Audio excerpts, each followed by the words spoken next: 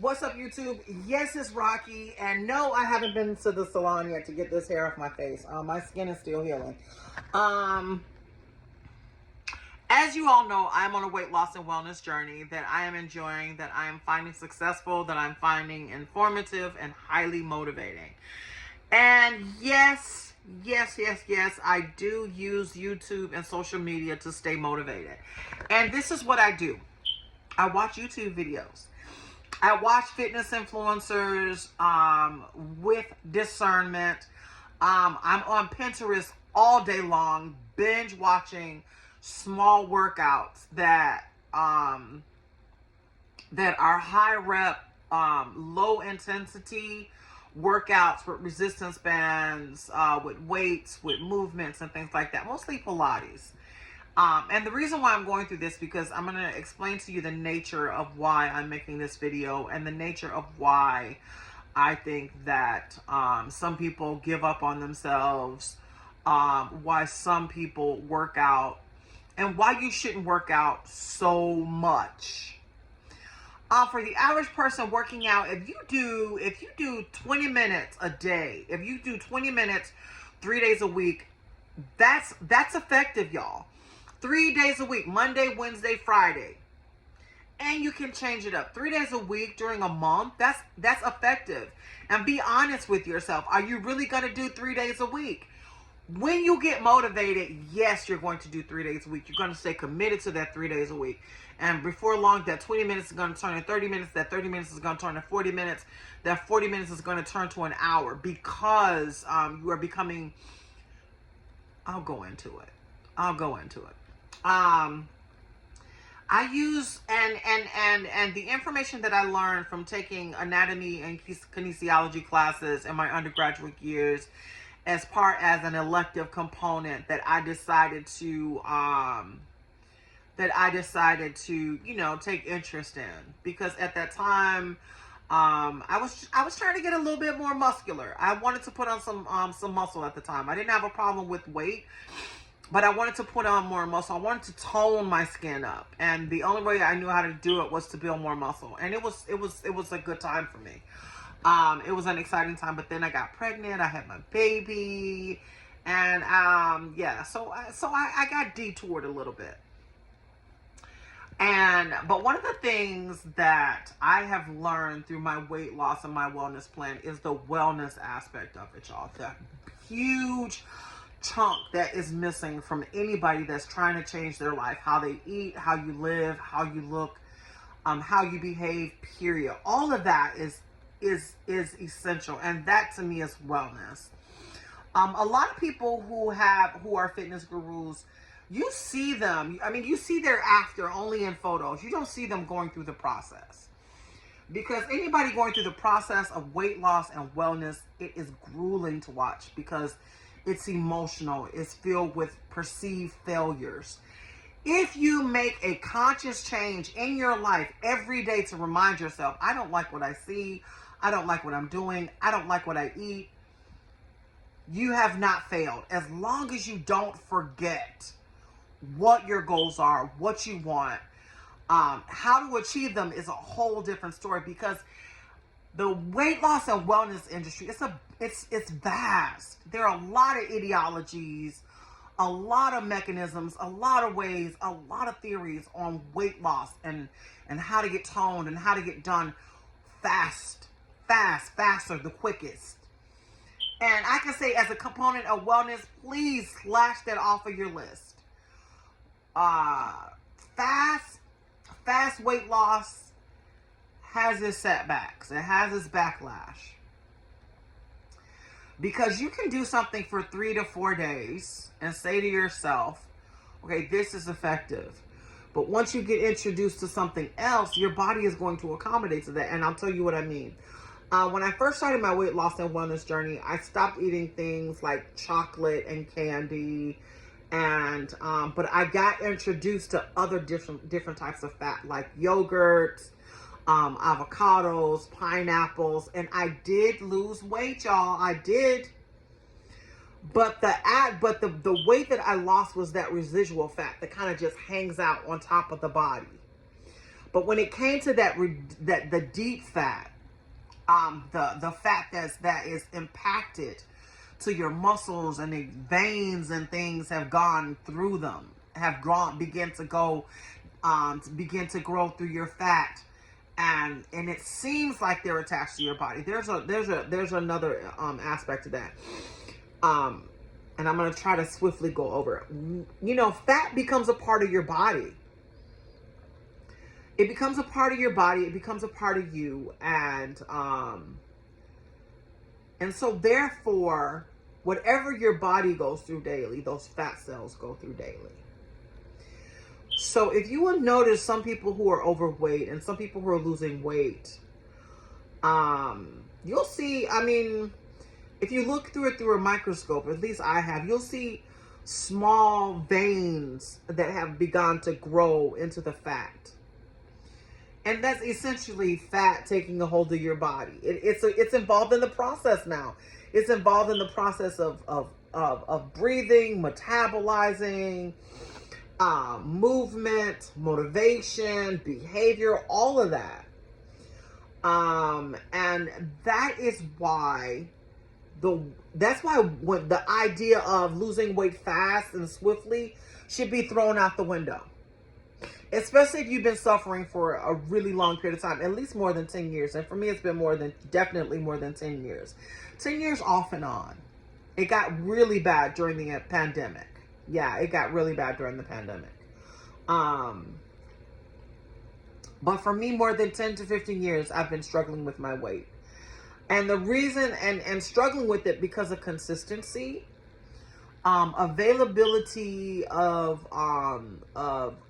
fitness equipment, a place to work out, and things like that. Because I was, I wasn't stably housed for that time at all either. So that was an aspect of what I was dealing with. And right now I'm fighting for that. I'm fighting for the consistency. I consistently pay my gym membership on time every month because I want to be able to pick up and be able to work out. And it's a 24-hour gym, so you know how that goes. I mean, if you feel the urge, 12 o'clock midnight, get up and do it. And that is one of the aspects of another something I want to touch on. But the idea of losing weight swiftly, quickly, fast as you can, throw that shit out the window because it's not going to work. It's not effective. It's not teaching you anything. It's not changing behaviors. And you're really not going to perceive yourself differently at all. You're going to punish yourself. You're going to blame yourself for everything. And that just does not work because I found myself doing this. And when I began to take myself seriously about weight loss and picking myself up and noticing how heavy I was, I began to beat myself up left and right. Look what I've done to myself. Oh my God, how could I do this to myself? Didn't I love myself? And you did. I loved myself. I loved when I was eating, but I did not know about metabolism. I did not know about sugar molecules, some of them being larger than others. I didn't know about different types of sugars. Hold on. I didn't know about sugar molecules. I didn't know about other, and to mind you, I was eating healthier options, but I was eating what was convenient, y'all. I was eating the potato chips, the cookies. I was eating what was convenient and what was available, something that I did not have to get up and cook. Because when I got up and cooked, I ate better. When I prepared my meals, like spaghetti and lasagna and hamburgers and chicken, instead of running out to get them, I ate better. Because you can add things to your meats and your vegetables that will amp up their nutritional value. Like if you say, take a hamburger, red meat. The reason why you should not stop eating red meat, a red meat has amino acids in our bodies that mimic the own muscles, the amino acids that are found in our own muscles. That is key. If you're living that lifestyle where your muscle mass is not important to you, then by all means, live like that, eat like that. But I remember when I was a vegetarian, the things that I was eating only added to The amino acids only added to those proteins that were in my body, but they didn't strengthen. They didn't give my muscles that buoyancy that it needed. It didn't. It just did not. And a lot of people who are vegetarian, the reason why their muscles are so amazing is because they do work out. They do, and their diets are really rich in protein, but they still like that amino acid that gives you that strength that you need. So you can take red meat, you can add garlic to it. You can add a bunch of spices that will add to the flavor of the meat and also increase the production of amino acids in your gut. Like a lot, you go out to the restaurants, that's butter, that's oil that they're slapping on the skillet, and salt that they're slapping on the skillet. You go out to the restaurant, they're not putting garlic in their hamburgers. They're not putting seasons and spices in their hamburgers. I do. In order to amp up my hamburgers, I will throw ginger in my hamburger. I will throw garlic in my hamburger. I will throw paprika. I will throw parsley because it adds to the production of amino acids. And I just love it. And I mean, you know, that's just one of the things that I do to be able to enjoy my red meat. And that goes with steak. That goes with hamburgers. That goes with chicken as well. It goes with seafood. And all of those things I began to incorporate more into my diet. So I stopped eating more fast food. I started preparing more meals at home. And another thing that I stopped doing is I stopped eating those prepackaged prepared foods like lasagnas, chicken, things like that. And I learned how to make them on my own. Because, again, you can add spices and herbs and different things like that to amp up the nutritional quality of what you're eating. Because proteins can latch on to other types of proteins and they can become super proteins. You see what I'm saying? I'm glad. And if you're trying to lose weight quickly, you're going to glance over all of that. You're going to truly glance over what it is that you like to eat. You're going to glance over how taking the responsibility on yourself for preparing meals allows you to take the responsibility and discernment about what you eat when you do decide to go out and eat. Like for me, if I decide to go out and eat, I will only take McDonald's if I'm on the run, if I'm moving, if I'm going to keep moving. If I'm going to go out to eat, I'm going to go to some place that I can sit down, where I can look at a menu and not have to think about the calories because I'm paying more attention to it. And if you're, and the thing is about perception and behavior. Is that when you go out to eat, you're going to eat what kind of resembles what you have at home. And when you look at that, one of the things that it's also a behavior thing that it's going to trigger is, let me check out the healthier options. Let me see how Applebee's does healthy. Let me see how Potbelly does healthy. Let me see how Outback Steakhouse does healthy. And there are a couple of other restaurants. There are a couple of high-end pizza joints here in the Midwest that I absolutely love going to, that truly do give you the taste and the nutritional value, you know, in their meal options. So I think that the healthy eating trend has really taken off in a lot of markets. And that's not to say that I don't indulge. But when I do indulge, I'm very specific. That's another thing that happens to us too, is when we indulge, we go out to like restaurants like McDonald's and Burger King, and they be like, oh, you want everything, right? But one of the behavioral aspects of that is that you can go out and you can be specific. Like, I've been thinking about that quarter pounder with cheese, that triple quarter pounder with the bacon on it, and get it and understand what it is you're getting. Because they show you the calorie. They show you the calorie count. And it could be a way of you just indulging yourself and saying, okay. And one of the things that okay, I'm going to indulge, I'm going to eat this. One of the things that's also going to trigger you is like, this does not taste like it used to. That does not mean that it's worse. That does not mean that the taste is waned at all. It just means like you're going to really understand the amount of calories and fats and sugars that you used to take into your day. That's what that means. And nothing is more exciting than learning. Like I said, the wellness aspect of weight loss should really be your focus because it reinforces your behavior, it reinforces your attitudes, it reinforces your perception of what you're doing. Because sometimes being overweight, being obese is traumatizing, y'all. I don't care what nobody say. Looking in the mirror and seeing somebody that you don't recognize. I mean, I recognize myself, but I'm like, you know what? I don't like this. I don't like how I'm looking. I don't like how I'm breathing. I don't like how I sounded. I remember when I first started making my YouTube videos, I could barely breathe if I got up and move around. Now I can move, I can gesture, I can do everything. And that's because my breath is getting better because I'm breathing more every day. My muscles are getting stronger every day. My attitude is becoming more and more positive every day. And those are some of the aspects of wellness and weight loss that we overlook. Because we want to get there fast. We want to be skinny fast. We want to look like them girls fast.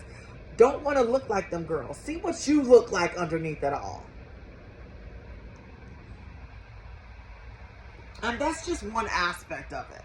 That's just one aspect of the weight loss and wellness journey. Like, I still have not been to the salon to get my hair taken off of my face because when I went to the salon the last time and I got a waxing, it left a huge ball. Like, you see this?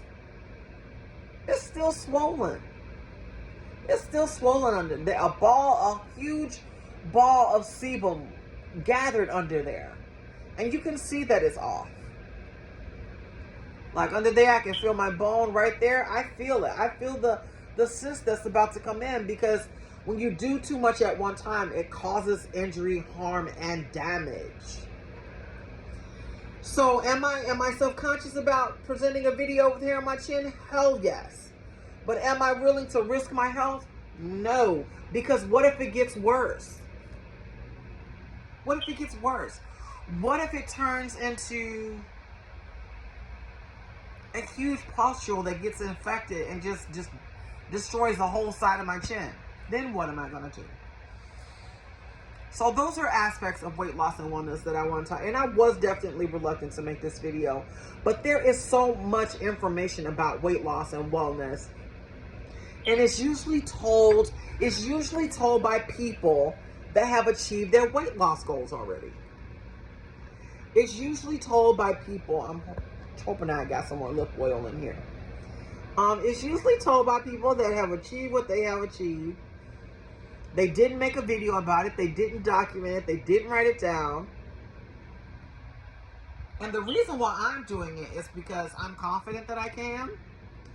I've done the research and I know how I want to bring it to my audience.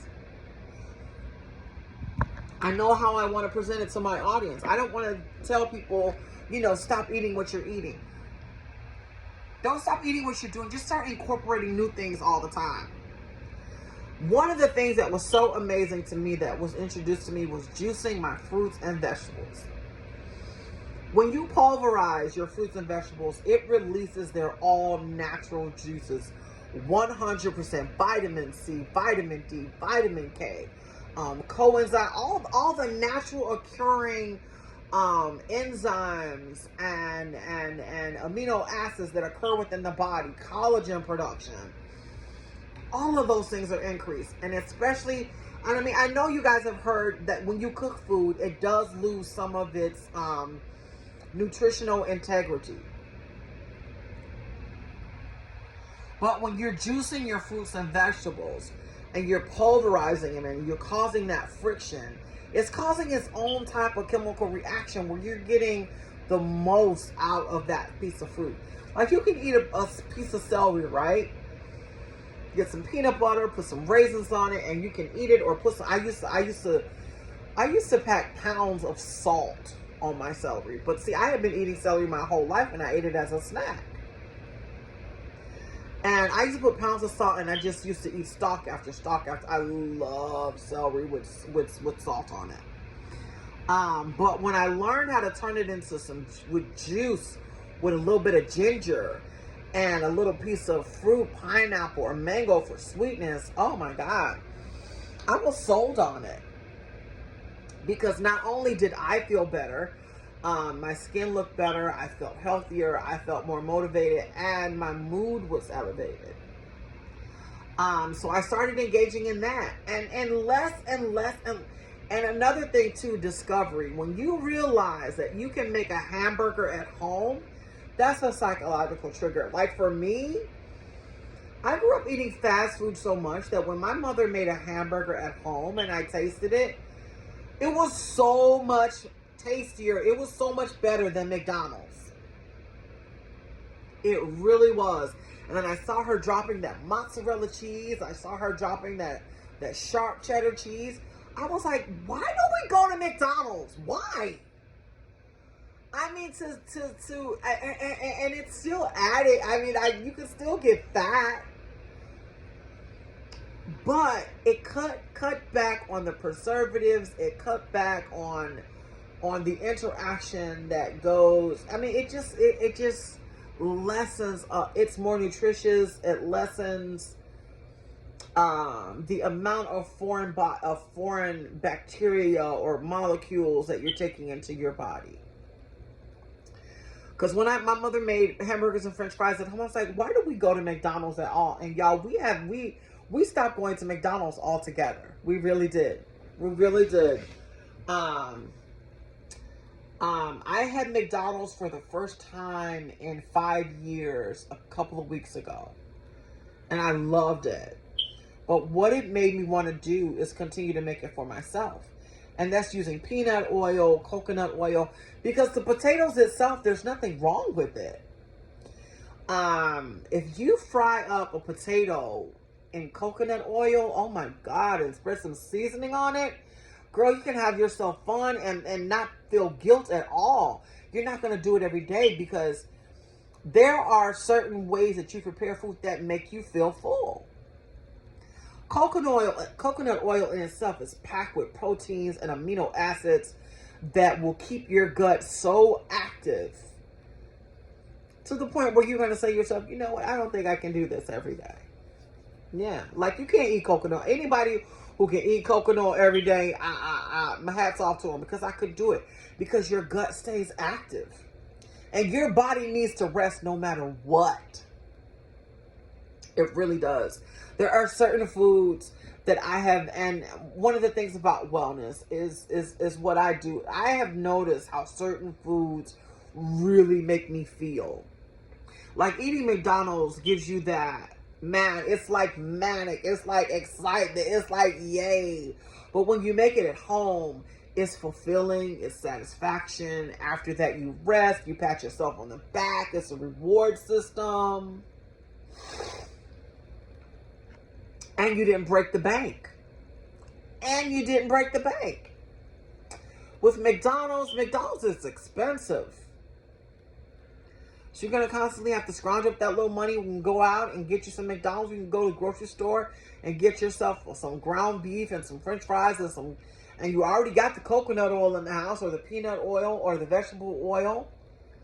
I mean, make it so that it's more convenient for you. Because losing weight, losing weight is a part of also bad. It's a habit forming behavior. You know, your conscious is involved, your subconscious is involved. You're eating to make yourself better. You're eating to help yourself think.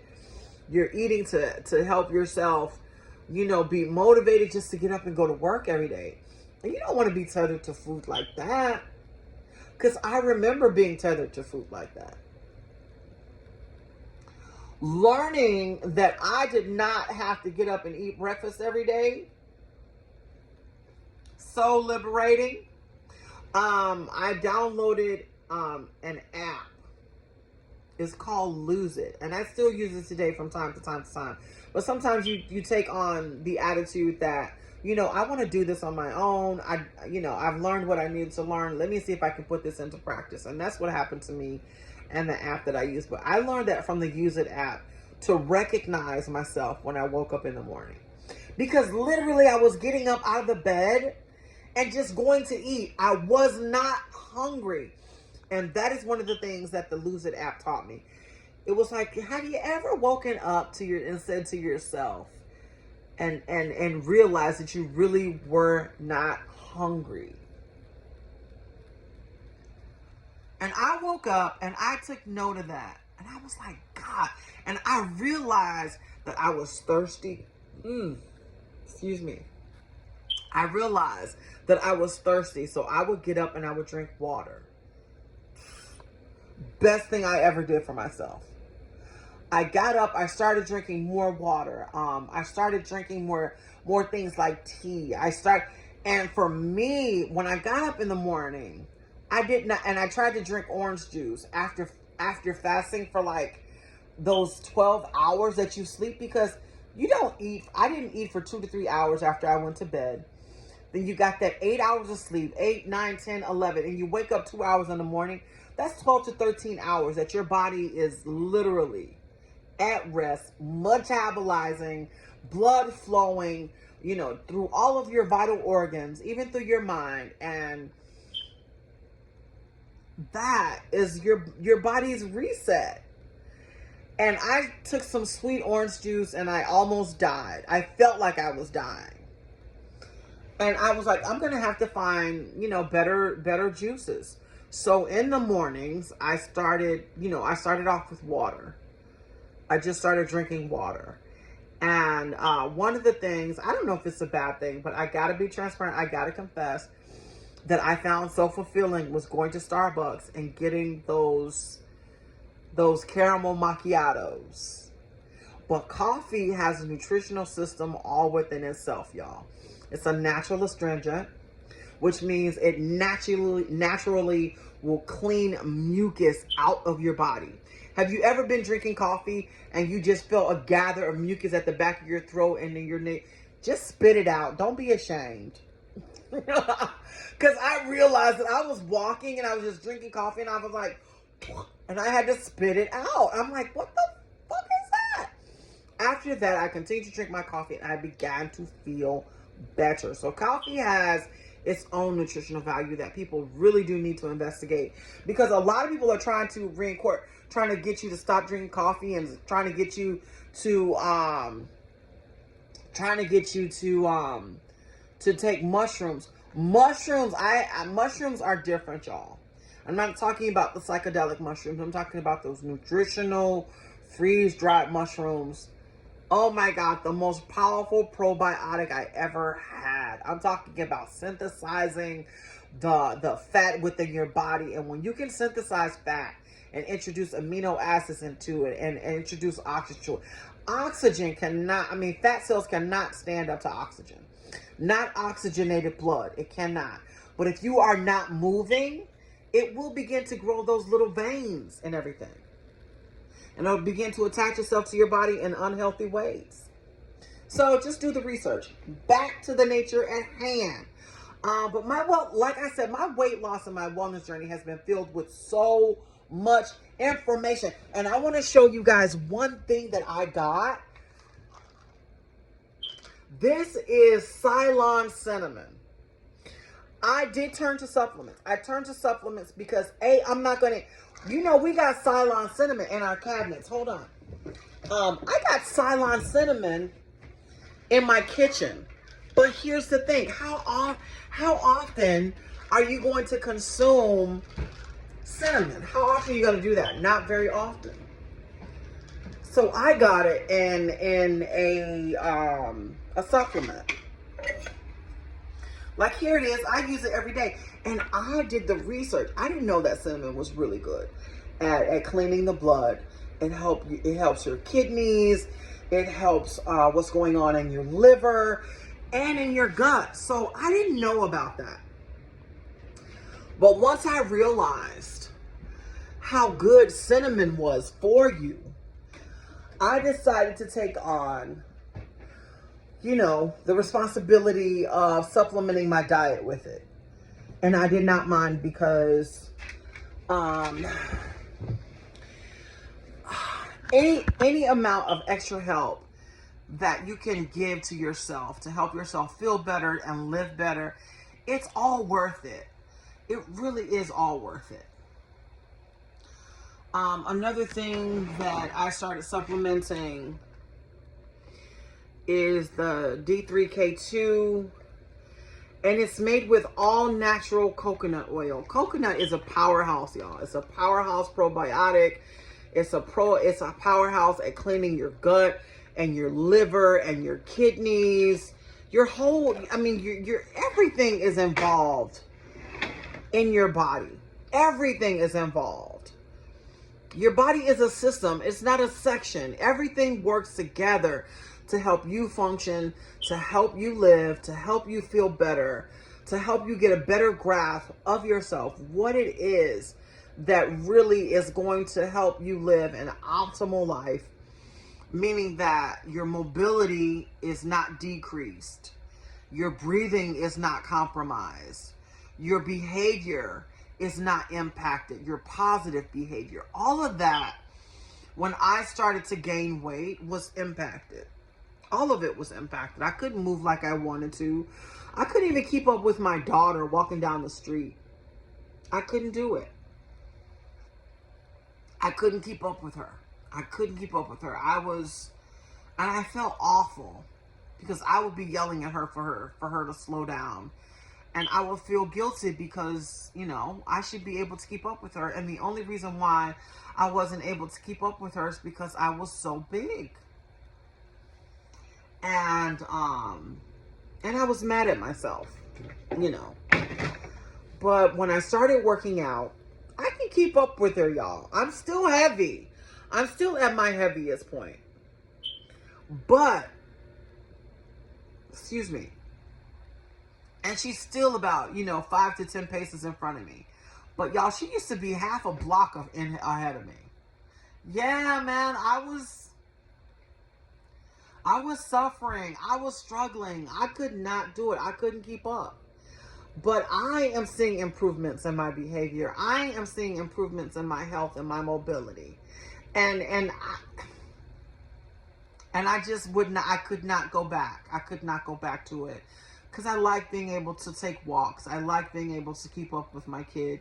I like being able to, that when I need something, to set my mind to it and have my mind and body coordinate and have me achieve it. Because when you're overweight or your health is impaired or your mobility is impaired in any way, you can think you want to do something. And if your body is not, if your body is impaired, you're just not capable of responding to it. You're just not. You're not. And I'm realizing the importance of the mind-body connection. When it's not connected, that's when you're going to see some issues, man, with your health, with your behavior, how you feel about yourself, how you feel about others, how you feel about the world. And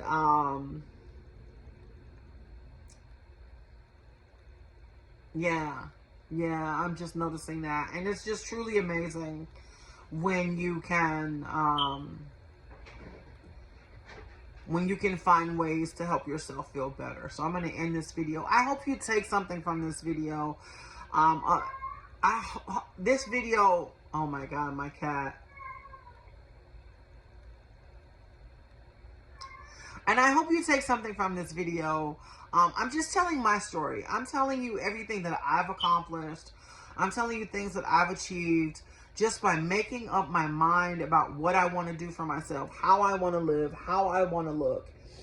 And this just things that I do daily that impact my health. Like, I still use my resistance bands. And anybody who's just starting out, please go get yourself some resistance bands. And the reasons why I say this is because resistance bands, they allow your muscles to expand and contract really quickly.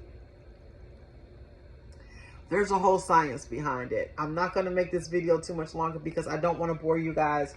But resistance bands allow your muscles to contract, expand and contract really fast. And if you can get your muscles to do this, and you're eating right, and you're delivering that oxygen to your body, that's fat burning. That's calorie burning more than you could ever have imagined for yourself. So I'm going to end this video because my cat is going crazy. It takes 30 days to break a bad habit. It also takes 30 days to learn a new, more positive, more productive behavior. Just try it. Just drink more water for 30 days. Pick up a weight 2 or 3 times a week for 30 days and see, don't you want to keep doing it? Peace.